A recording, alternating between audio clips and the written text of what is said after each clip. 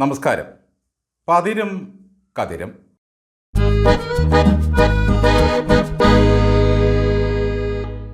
വഴിയിൽ നിന്ന് കിട്ടിയ നെയ്യപ്പം പങ്കിട്ടെടുക്കുന്ന കാര്യത്തിൽ തർക്കിച്ച രണ്ട് പൂച്ചകളുടെ കഥ കേട്ടിട്ടില്ലേ? ഒരു പൂച്ച പറഞ്ഞു, ഞാനാണിത് ആദ്യം കണ്ടെത്തിയത്, അതുകൊണ്ട് എനിക്ക് കൂടുതൽ വേണം. മറ്റേ പൂച്ച പറഞ്ഞു, ഇത് ഞാനാണ് ആദ്യം കടിച്ചെടുത്തത്, അതുകൊണ്ട് എനിക്ക് കൂടുതൽ വേണം.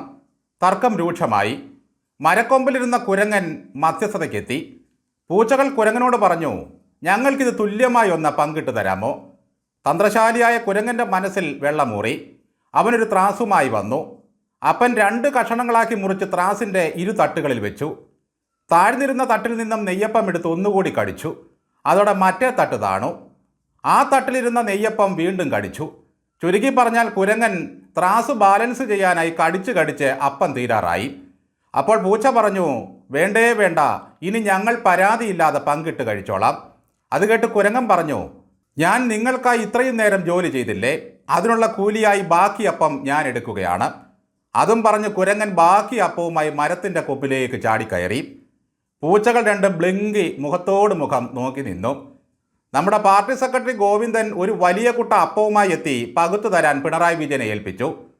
തന്ത്രശാലിയായ കുരങ്ങനെ പോലെ പിണറായി വിജയൻ അപ്പം പകുത്തു കൊടുത്തു. ഗോവിന്ദൻ്റെ തട്ട് താഴുമ്പോഴെല്ലാം വീണ്ടും വീണ്ടും കടിച്ചു. പിന്നെ ആ അപ്പം മകൾക്കും മരുമകനും കടിക്കാൻ കൊടുത്തു.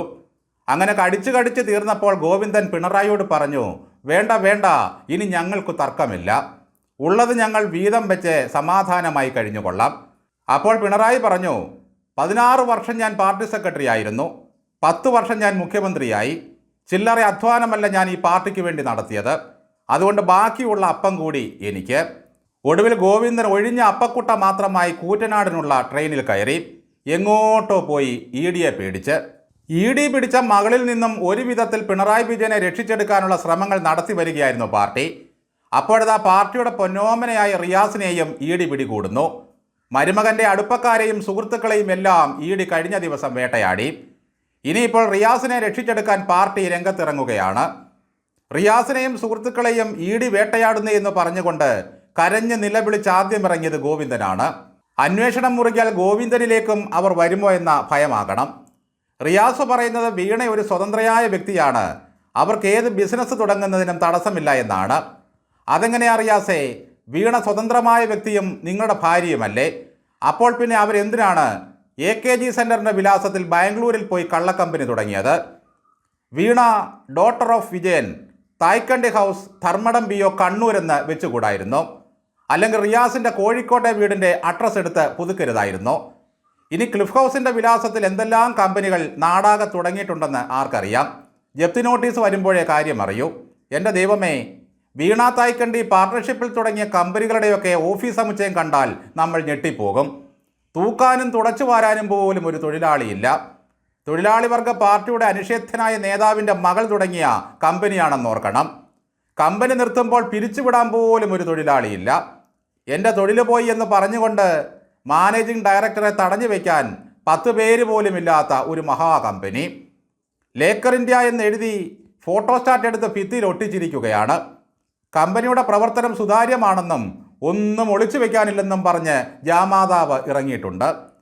സുതാര്യമാണെങ്കിൽ ആ കമ്പനിയുടെ മുമ്പിൽ ഒരു ബോർഡ് വയ്ക്കണ്ടേ മരുമകനെ? ഒരു ഫ്ലെക്സ് എഴുതി കെട്ടാൻ വല്ല ബുദ്ധിമുട്ടുമുണ്ടോ? അതിലെന്തുകൊണ്ടാണ് മാനേജിംഗ് പാർട്ണർ വീണ തായ്ക്കണ്ടി എന്ന് എഴുതി വയ്ക്കാതിരുന്നത്?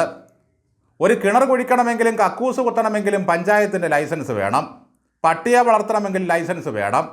പക്ഷേ പന്തീരാങ്കാവ് പഞ്ചായത്തിൽ ഇങ്ങനെ ഒരു സ്ഥാപനം നടത്തുന്നതിനെക്കുറിച്ച് യാതൊരു അറിവും അവർക്കുമില്ല. ഒരു കമ്പനി നടത്തുന്നവർ അതൊന്ന് വിജയിപ്പിച്ചെടുക്കാൻ എത്രമാത്രം പരസ്യമാണ് കൊടുക്കുന്നത്? ഒരു തട്ടുകട നടത്തുന്നവൻ സന്ധ്യയാകുമ്പോഴേക്കും പടുതായും വലിച്ചു കെട്ടി ചട്ടുകത്തിലിട്ട് 2 അടി അടിക്കുന്ന പതിവുണ്ട്. അവിടെ വറക്കുന്നതിൻ്റെയും പൊരിക്കുന്നതിൻ്റെയും മണമെങ്കിലും പുറത്തു വരും. മുട്ടയടിച്ച് ചൂടുകല്ലിൽ ഒഴിക്കുമ്പോൾ ഷൂ എന്നൊരു ശബ്ദമെങ്കിലും വരും. മാവൊഴിച്ച് വട്ടത്തിലൊന്ന് കറക്കുമ്പോൾ ഒരു ഷൂ ശബ്ദം വരും. തിരിച്ചിടുമ്പോൾ പിന്നെയും ഒരു ഷൂ ശബ്ദം വരും. അങ്ങനെ 2 ഷൂ കേൾപ്പിക്കുന്ന പലഹാരത്തെയാണല്ലോ നമ്മൾ ദോ ഷൂ എന്ന് വിളിച്ചത്. അത് കാലാന്തരത്തിൽ ദോശയായി പരിണമിച്ചു.